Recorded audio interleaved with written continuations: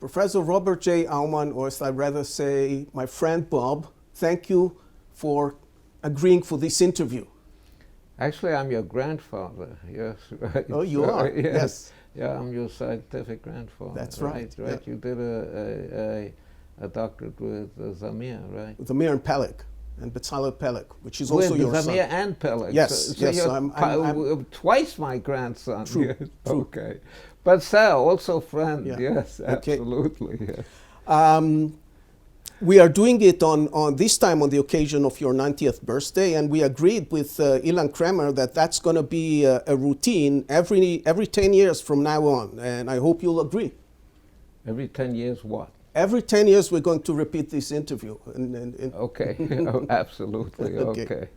I've been asked often by friends, game theory friends, whether you still come regularly to the center, and my answer is always almost regular, except for the time where you are busy with hiking, right? This is a correct description, right? Yes, yes, yeah. Excellent. We are blessed by this. Sometimes I also go to another city to give a lecture or something like that, but that's, wonderful. And basically it's true. Wonderful. Okay, so I want to start with the very beginning, which I understand is Frankfurt, right? Yeah, Frankfurt am Main in Germany, right, 1930. So, that's it. And you were there, I guess, until you were 8, right? In 1938 we left. 38. 38 was pretty late for leaving. This was after the Kristallnacht or before? No, it was in August of 38. On Tisha B'Av, actually, on Tisha B'Av. Wow. But it was before Kristallnacht. Right. So it was gut spät, like one says. Do you have any memories from... Absolutely, yeah? yes. Can you tell us one memory from the time in Germany? Yes, yes. I remember very vividly on the stores, there was many stores. There was a sign in a beige color with black letters that were made to imitate Hebrew. Yes. And Hebrew fonts.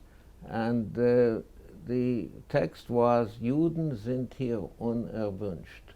Yeah. Which means Jews are unwanted here, yes. That's right, in the store, yes. So, of course, the Jewish stores didn't have that sign, but most of the other stores did. And that made a lasting impression on me, absolutely, yes. I have another memory which is really indicative of what was going on in Germany at that time. In March of 1938, there was the Anschluss, the annexation of Austria to Germany. And after the annexation, the people were asked to vote on this. There was a plebiscite to approve of it or disapprove of it, yes.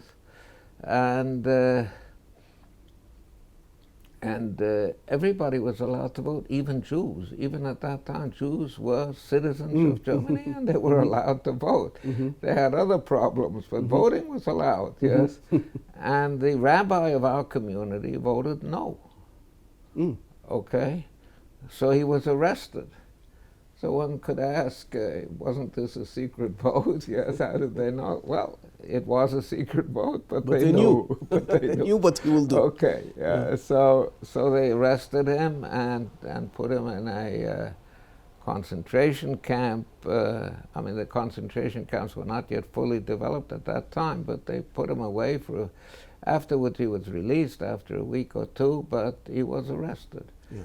And the Jewish community was aghast at this, but my brother, who was 3.5 years older than me, and I discussed this matter, and we said, actually it's okay, because he should have voted yes. We should have voted yes. No was the wrong thing to vote, and if you do the wrong thing, you should be get punished. arrested. So I was 8, not yet 8. You and, understood not yet 8, mm? and my brother was 11, and 2 Jewish children, yes, who were sometimes beaten up on the way to school, had this idea. I mean, this shows the extent of the brainwashing. Yeah? In other words, this wasn't a craze of an individual person. It was a craze of the a whole whole society, people, yeah. of a whole society. I'll tell you a related story that I heard from my father. When it was 1934, his uncle is knocking at the door, completely sweat, and he was asked what happened, and he said, you know, I was passing through a rally, a Nazi rally, and I initially got feared, but after looking at them, I just couldn't oppose it. I joined them. Yes. And shouted Heil Hitler together with them. So Yes. he was stunned, and that this story affected him. But you know what? My father came to left Germany about the same age that you left. Yeah. His brother was much older, and the fact that he left so young, okay, meant that he placed his childhood memory somewhere else, and he was longing all his life to get back to this childhood that was taken away from him. He never boycotted anybody. He was traveling to Germany very often, had lots of friends through the years from Germany. But your reaction was different, I guess, right? What was your attitude towards Germany after the Holocaust? Well, I did travel to Germany, but there was a feeling of a slight feeling of uneasiness with traveling to Germany. I never traveled to Germany for vacations or sightseeing or tourism or anything like that. Only professionally. I did travel to Germany professionally, and yes, and this I'm not sure that it's a I'm not sure that it's a rational. It's not emotional. a rational response. It's not thought out. Yes. Yeah. You know, one could speak for it or against it, but that's no, it's only a matter of feeling. Yes.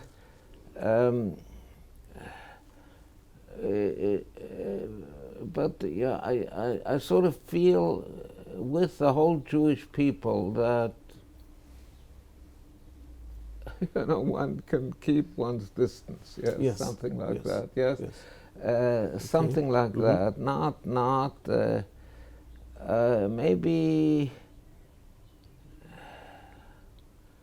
maybe forgive, maybe not forgive, but certainly not forget. Okay. Forget is Certainly not forget, and certainly make this a part of your life. Yeah. But I think that is that matter of being swept up in a societal activity. Yes, it's not an individual. Yeah, let me tell you about a marvelous German film that I saw maybe 15, 20 years ago, something like that. It's called Die Zwillinge, the twins. Yeah, the twins. Did you know the picture? I don't think I have seen it, no. Okay, no. But have you heard of it? I heard of it, You heard of it. It's a marvelous film. Let me tell the story of it. There's this identical twins, girls, identical, whose parents are killed in an automobile accident sometime in the 1920s, the early 20s. And their relatives start fighting over who gets the twins, And there's one Dutch couple and one one German couple who, I'll make a long story short, it's very well done, the picture. And they finally, the court decides that the Dutch couple will get one of the twins and the German couple will get the other one. It's a very bad decision because, as you know, twins should be together. Identical twins should be together.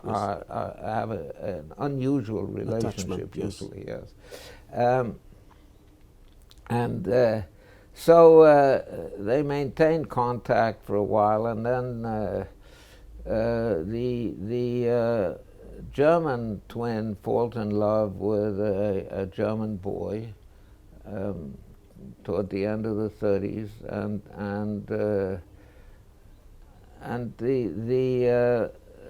and finally she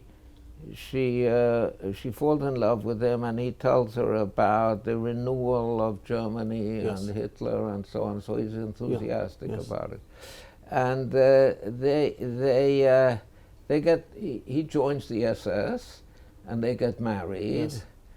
And the Dutch twin, in the meantime, during the war, falls in love with a Jewish boy, yes. And what happens eventually is that the Jewish boy that the Dutch woman, the Dutch girl falls in love with, gets deported and presumably exterminated. And the SS husband of the German twin gets killed on the Russian front. Okay, stupidly killed. Yes, somehow. He's a truck driver, and he drives a truck, and there's some soldiers who go out to some fighting activity, pu'ula, how do you want to say it in English? Yes, an action. An action, and he has to wait in the truck, and a bomb falls on him, and he gets killed, or a shell.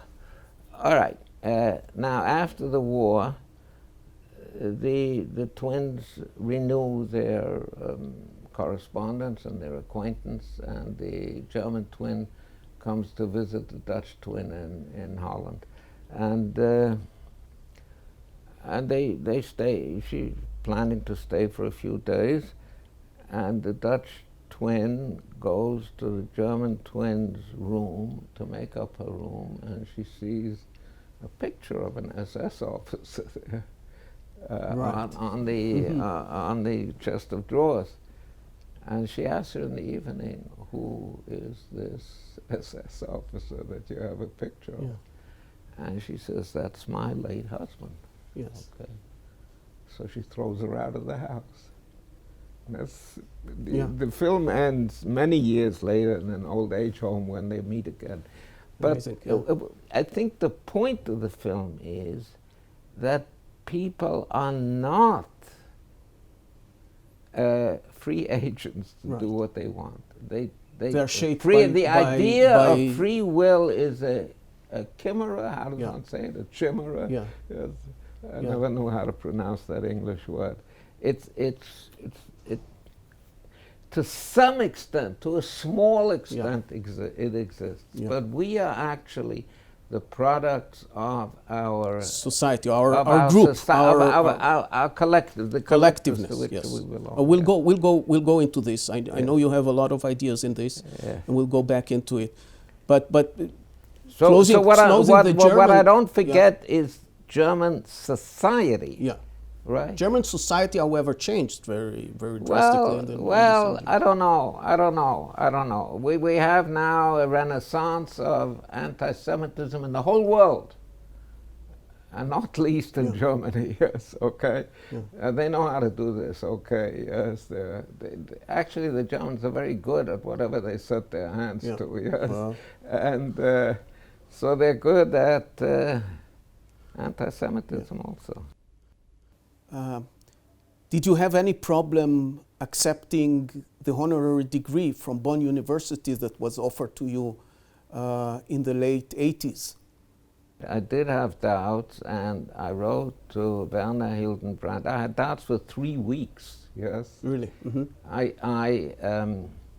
I hesitated for 3 weeks after the rector of the University of Bonn wrote a handwritten letter, because that's what they do in those cases. Yes, they write handwritten letters to offer me this degree. And I hesitated a long time. And in the end, I wrote to Werner, who is a good friend. The German, he's a good friend. Yeah.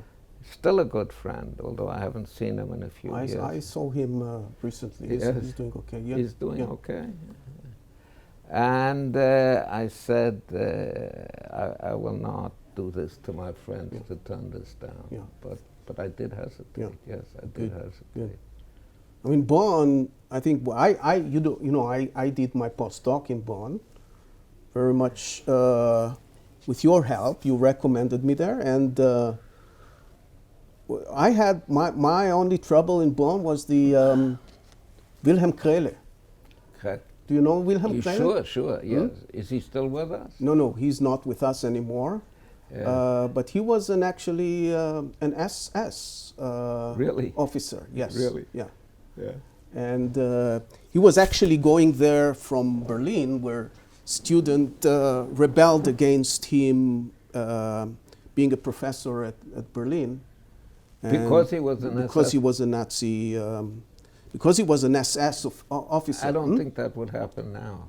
That won't happen now. Okay, time has passed. That was late 80s. You know, let me tell you a story about Krehle. Yes. Yes. Okay. I was invited to dinner in his home. I'll tell you 2 stories. Okay. I was invited to dinner in his home. Yeah. Okay. and as often happens at formal dinners, there was a place. Each person had a place to sit down at the table. Yes. There were maybe 10 or 12 guests. Each person was given a place. There was a place card. Here you sit. Okay, so we sat there, yes. And of course we arranged kosher food and so on. All right, but that's beside the point. And then after dinner, we got up, and as often happens, we went to the living room and sat down in the living room. Yes. And this is the unusual part. Also, for after dinner, Krehle told everyone where exactly to sit in the living room. Really? Okay, so that's. I think that's where that was part of his education in the military. So that was unusual. That never happened to me again. Yeah. But another story is this, and this is not about Krehle. Yeah. But I didn't know that he was part of SS. This is the first I hear of this. I was once traveling in a train in Germany, yes. And there were 4 other people, and you know, they have these compartments in the old trains. I don't think they have them anymore, but they were quite nice to have these compartments with just a few people, not 6 seats, yes. So there were 5 of us, 4 Germans and me. And I said to one of the Germans, where were you during the war? So he said, you know, I was actually part of the plot to kill Hitler. Oh. Yeah, I was actually part of the plot to kill Hitler. And they killed most of the people there. But I managed to get away, and I survived, and now I'm here. I asked the second German, where were you during the war? I was with him. Yeah, so he said, well, I spoke up, and I'm a Protestant minister. I spoke up, and I was put into a concentration camp. But of course, they didn't kill us, yes, like they killed the Jews, yes. Yeah. I asked the third German, where were you during the war? So he said, you know, I was opposed very much to the government.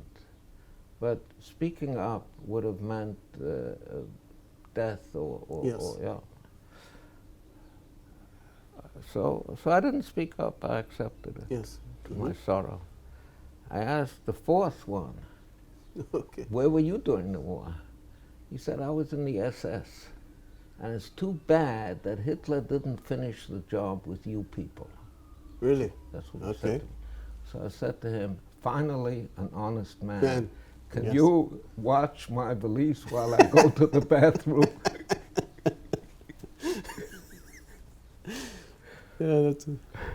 Yeah, it's sad. It's sad and funny. Yeah. Okay. We now move to move continents, and I want you to tell us a little bit about your education. I mean, you can start with university, Yeshiva City College, I guess, right?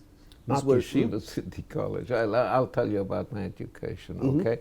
It started the education, I came to the third grade. I'd finished two years of school in Frankfurt. Well, you started with yeshiva and then No, wait. I started with public school 87. Okay. So Public school 87 was at that, we lived in the Upper West Side of Manhattan. Mhm. In other words, somewhere around Amsterdam Avenue and 77th, 76th Street, something like that. And that's where PS 87 is. It was at that time considered a very good school, and it's still considered one of the best public schools in the country. Okay? So I did half a year there, and then my parents decided that this couldn't continue. The children must, I had one brother, the children must get a Jewish education, and there was no Jewish school in Manhattan at the time. Yes, in January of '39.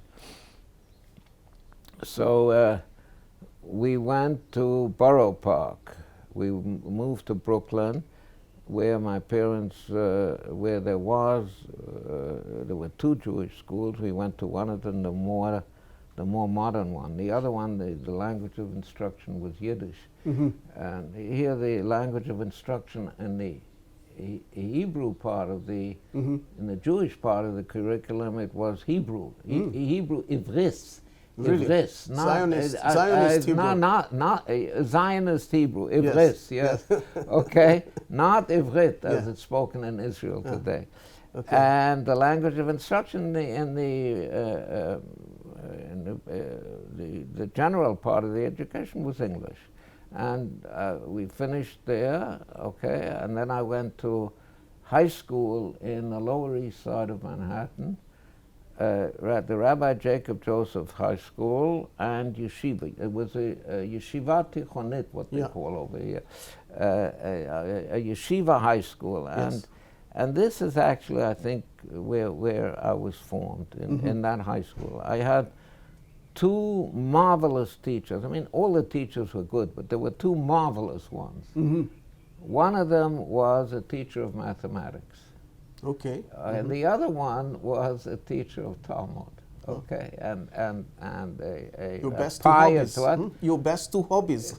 a pious man, and that really, those were formative years.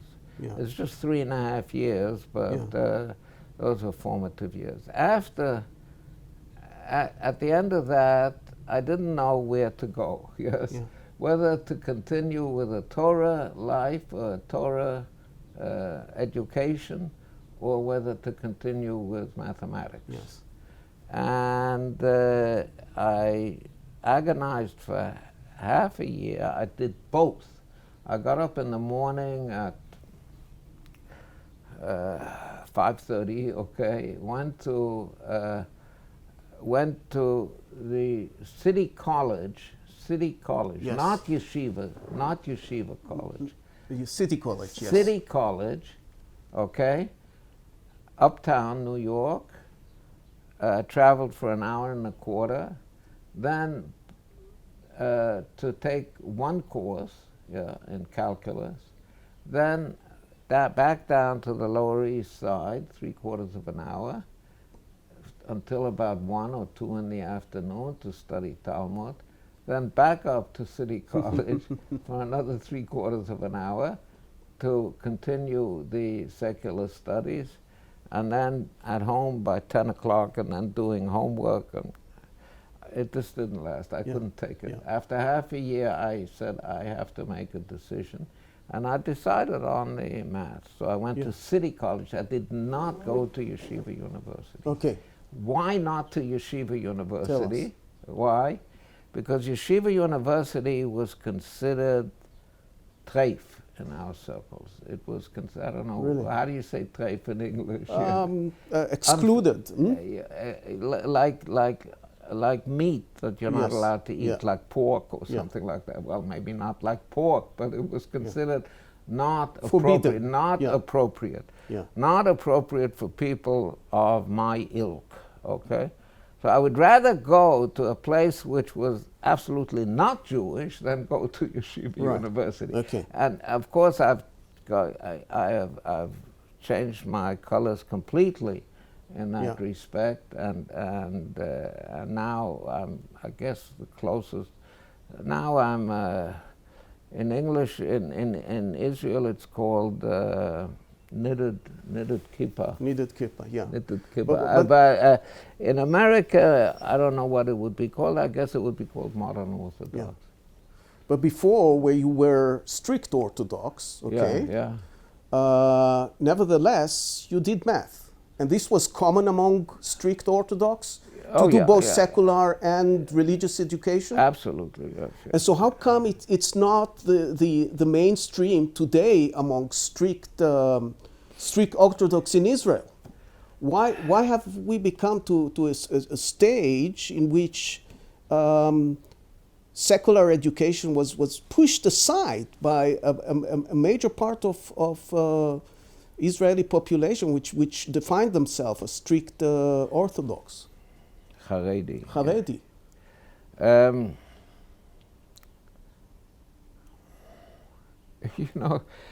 You know what you remind me of?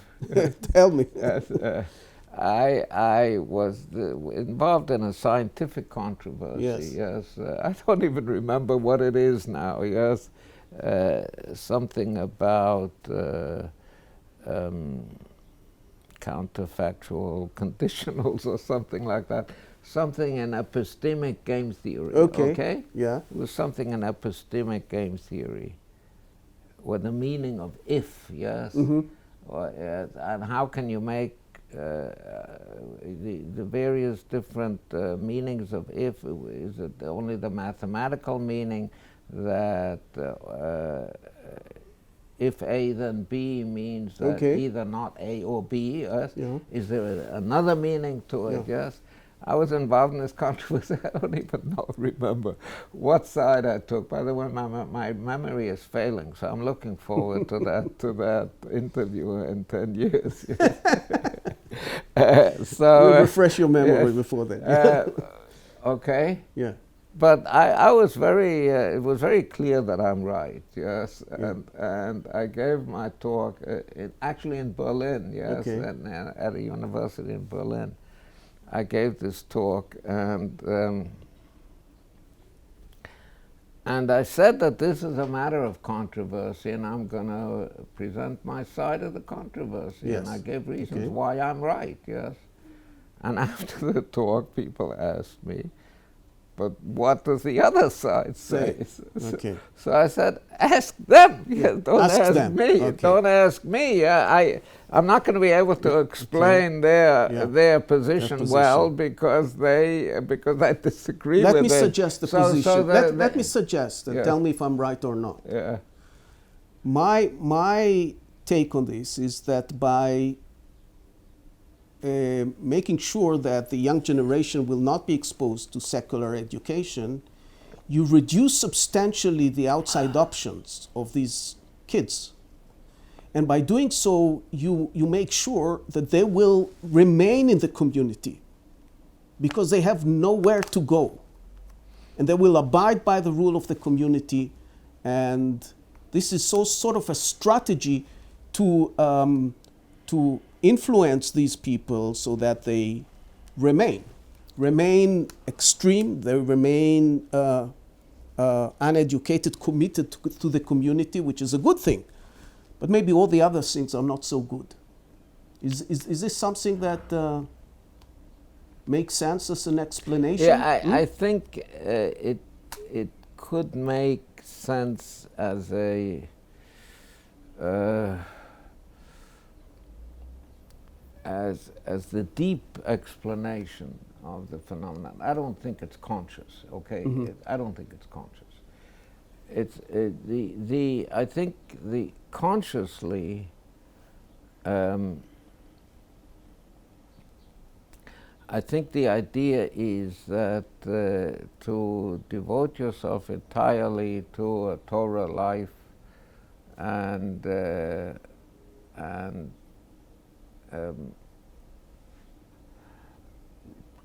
you'll be able to make a living.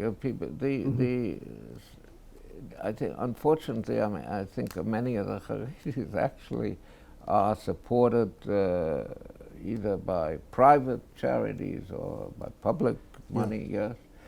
And I don't like it, but somehow the community gets along, and many of them do manage to support themselves also, okay? They open businesses or they do other things, and their feeling is that you really don't need that much secular education, okay, in order to make a living. The Talmud says that a man is chayav adam lelamed et bno umanot. A person is obligated to teach his children a profession, a living. Yes. That and not only the Talmud, also the decisors, the people who say what the rules are, the rule makers, yes, which is derived from the Talmud. But I think they came around this by declaring religious study as Torato Umanuto. Yeah, we have a profession. That's our profession. Omanut means a way of making a living. Yes. Okay. So and Maimonides is very, very much opposed to is very much opposed to this. There's a passage in Maimonides which very strongly condemns this. Yes, I haven't learned all of Maimonides by heart. Far from it. Yes. But I think that he condemns this in the strongest possible terms, yes, and the Haredi community knows this. So they say, okay, so Maimonides says it, so usually he's right, but on this one he was wrong. Okay, yeah. And then PhD in MIT, right? Yes. And it wasn't really game theory that No, it wasn't game theory at all. And I'm very glad that you raised this. What it was I see what it is. That's right. That's on your tie. That's right. It was not theory. Yes. And I did my thesis in not from K-N-O-T. Not from but K-N-O-T, like a knot in a tie. The theory of knots, which fascinated me for a number of reasons. Okay. I had, as an undergraduate, I'd read a lot of number theory, and what was fascinating about number theory is that the questions are very natural. They are easy to formulate. Yes. It's very hard to do anything in number theory. Some things are easy, but much of number theory, let's put it that way, is very deep. Yes. Very, very deep mathematically. And the last, but not the least important, is it's absolutely useless. Yes, absolutely useless. You couldn't do anything at that time. Now it's different, it has changed, okay? Now it has changed. So then I because took cryptography, right? Cryptography, yes. So in graduate school, I took a course in algebraic topology, or a number of courses in algebraic topology from George Whitehead, and he and I became fascinated with algebraic topology, and Here, the Rob, if you want some more water,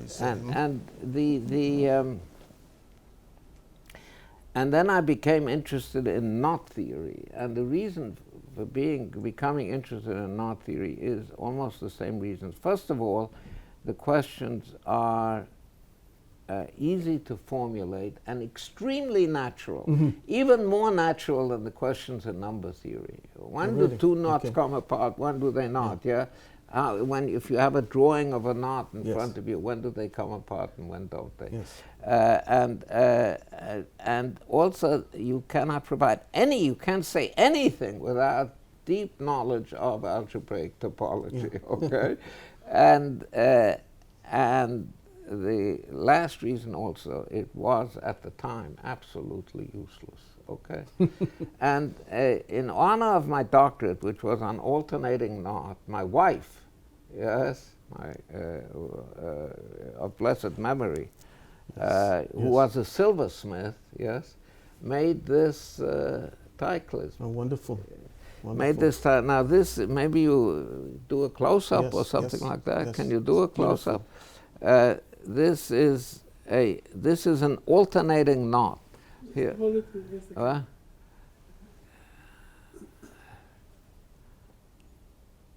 Okay. Oh, beautiful. Yeah. This is an alternating knot, and she made this, and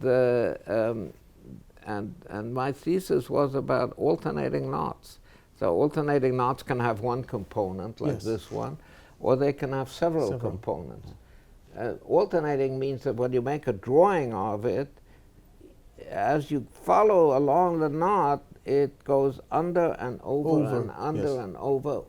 First under, then over, then and not twice under or twice over. Yes. Okay, so it must be alternating in alternating one of, going under and over. And if it has more than one component, it will not come apart. It cannot come apart. I was the first to prove that, to publish a proof of this. Wow, amazing. I was the first to publish a proof of this. So,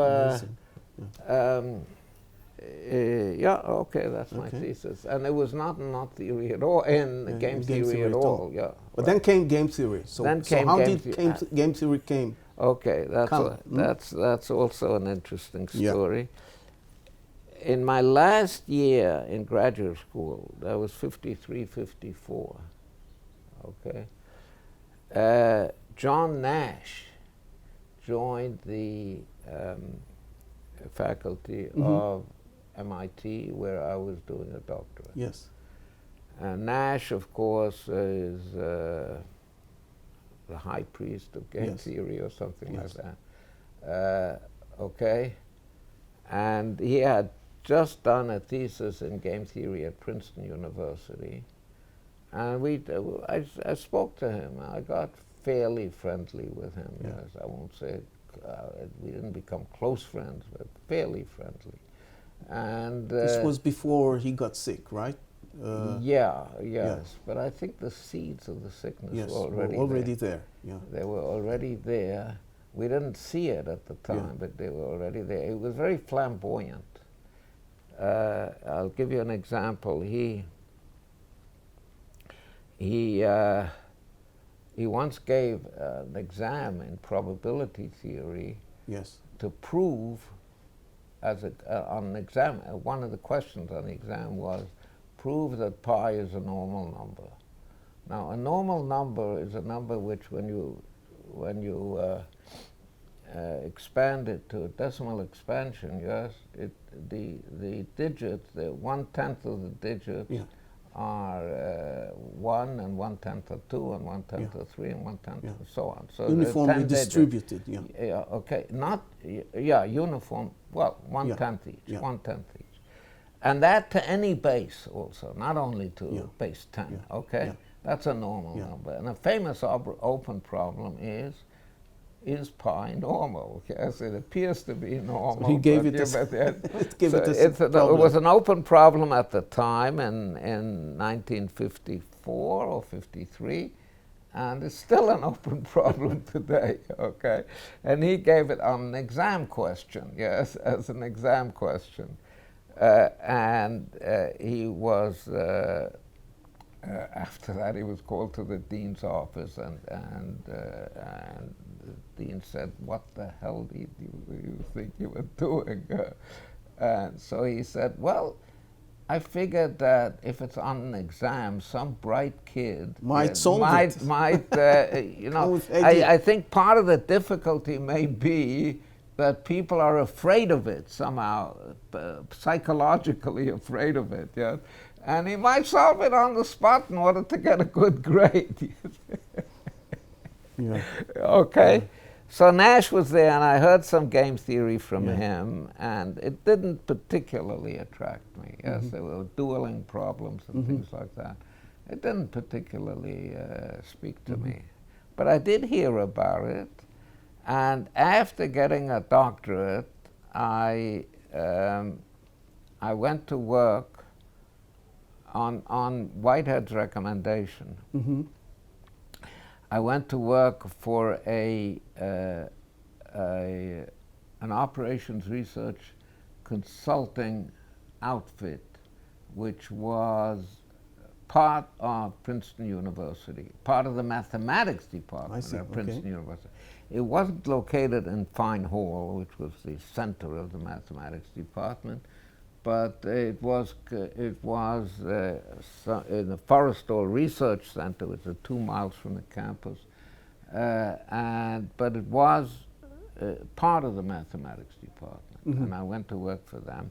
And one problem that came to us was that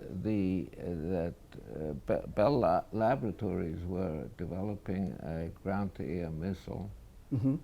And they asked us, in connection with that development, what happens when you have a squadron of aircraft mostly carrying nothing, but some of them carrying atomic bombs, nuclear bombs. Yes. So who do you shoot at? What do you do? Yes, and at that time there weren't many nuclear bombs around, so you couldn't equip all of them with nuclear bombs. So that was the problem. It came to my desk, and I did what I could with it, but I immediately recognized after the conversations with Nash the previous year that this was a game theory. And I don't know, I don't know what I would do with this problem now, but at the time I analyzed it and I wrote a report. And then I got interested in game theory for its own sake. And maybe... That was also the period where you and others were involved with RAND Corporation, or RAND Corporation came later, or what? RAND Corporation came much later. As a matter of fact, I just mentioned a few names that were...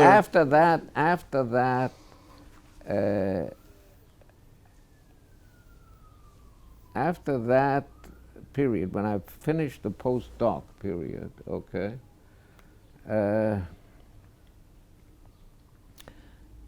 as I was finishing, so this postdoc was 54 to 56, okay? And as I was, maybe, you know, one starts looking for a job half a year before or 3/4 of a year before. So I turned to several places in the United States and to the Hebrew University. Yeah, I know the story. One of that would come later. Okay, that would come later. Well, let me just say one thing. Okay, that'll come later. Okay, but now let me say right now, since you're asking about RAND. Yes. At that point, I turned to the RAND Corporation to become an employee of the RAND Corporation, and they turned me down. They turned you down. They turned me down. That's right. So I did get. I think throughout my career, at least the early part of the career, yes, I got a lot of acceptances, yes. Yeah. But the top places turned me down, okay? And at that time, RAND was top in that. In game theory, it was top, okay? And I thank the Almighty that they turned me down. Because if Rand had accepted me, I would have gone, and I never would have come to Israel. I see. And Okay. and my life would have been different. And as I say, I thank the Almighty with all my heart that Rand turned me down. Okay. The other place that turned me down was when I applied to graduate school. Yes. Okay. And I applied to 6 or 7 graduate schools after City College, toward the end of City College. And I was accepted by all of them, but I was turned down by Princeton. Really? Princeton was considered the best mathematics department in the world at that time. Yes. Maybe it still is, I don't know. Maybe Harvard is better, I don't know. Anyway, it was considered the best mathematics department in the world at that time, and they turned me down. Yeah. But everybody else accepted me. Yes, well, this turning down, I think our PhD student will be very happy to hear. Okay. So we were not involved with this McNamara project where Michael Mashler, for instance, was part, Lloyd Shapley. There was a project in which many game theorists took part, and I think you once mentioned to me, or Michael Mashler once mentioned to me, that the whole idea of repeated game initiated there, and this was a project that involved the tension during the Cold War between Russia and the United States. Yeah. Right? Okay, let me tell you what I know about that. I think Lloyd was not involved in that, at least in what I'm going to tell. There was a project of the United States Arms Control and Disarmament Agency, the ACDA. Okay, this was a separate agency which was not officially part of the State Department. I see. But it was unofficially part of the State Department. It was housed in the buildings of the State Department and so on. And there were these negotiations which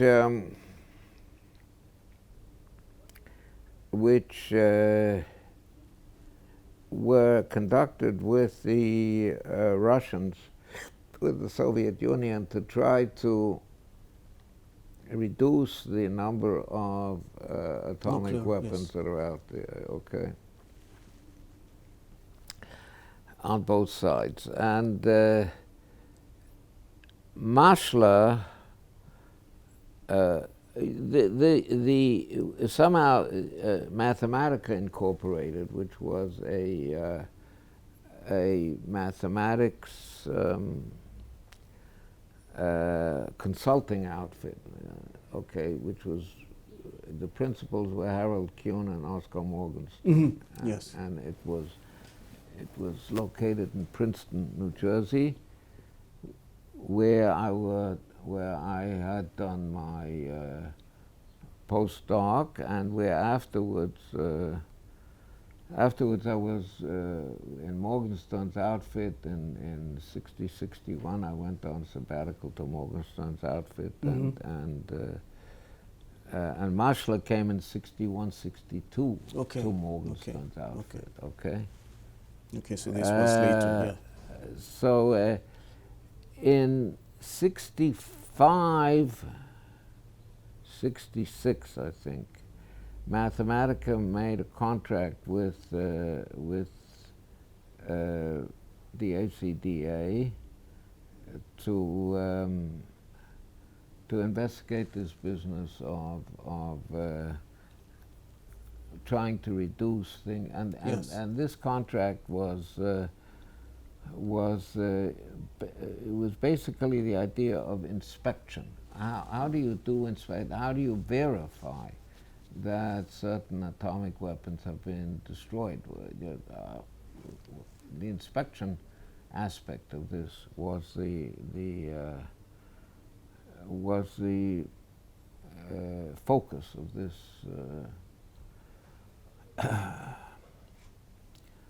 of this activity in 65, 66, I think. No, maybe I'm off by a year. Maybe it was 64, 65. And involved in this project were Mike Marshler and Frank Anscombe and Canero, I think? No. Danzig, no? No. They were out on the West Coast. Okay. They were not there. But in the following year, after that, then Marshler actually wrote a paper about the inspector's non-zero-sum game. Yes, this is one of Marshler's better-known papers, based on that study. And then in the following year, they started a program of the continued contract between Mathematica Incorporated and the ACDA. And this was enlarging this thing to look at all kinds of game theoretic aspects of this reduction in arms and of these repeated Geneva conferences. Yes. And I came aboard at that time. Yeah. Frank Anscombe left, but other people like Gerard Debreu, Herb Scarf, and Kuhn and Jim Maybury and a number of other, Dick Stearns, but not Arrow, not Shapley. Okay. Arrow and Shapley were never part of this. Okay. And Hassani and John Hassani, John Hassani and Reinhard Selten. Okay.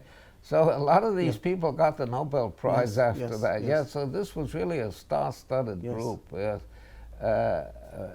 And we worked for 3 years, I think. And this was when repeated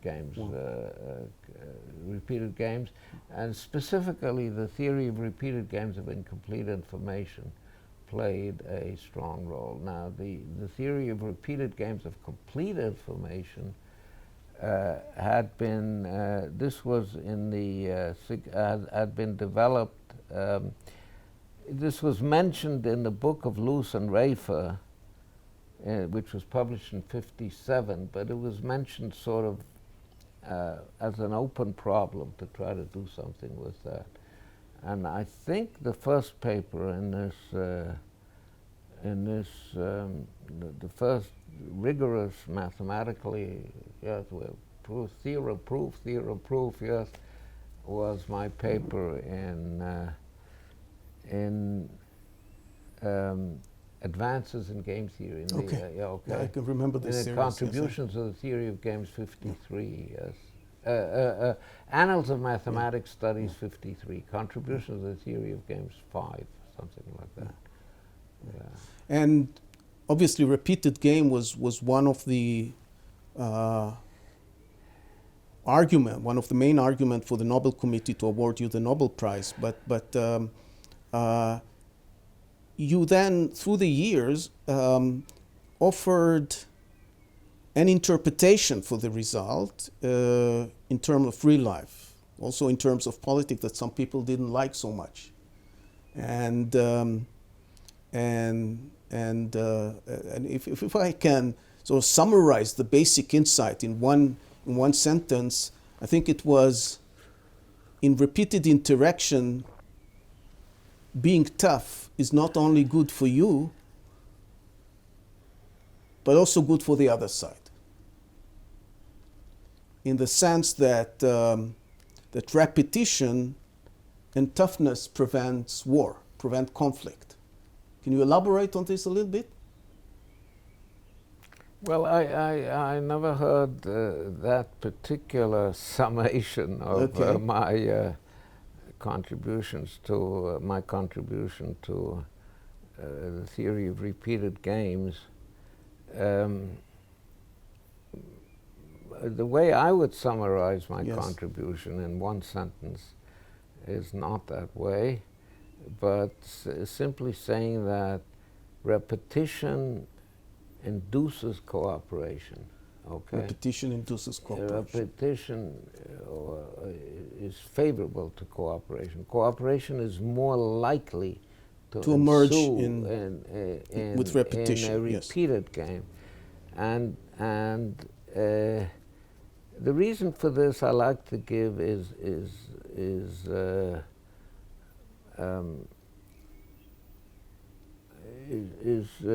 I like to give an example. Okay. If a peddler comes to your house, yes, and offers you something, yes, even let's say some food stuff, okay, jam, okay, and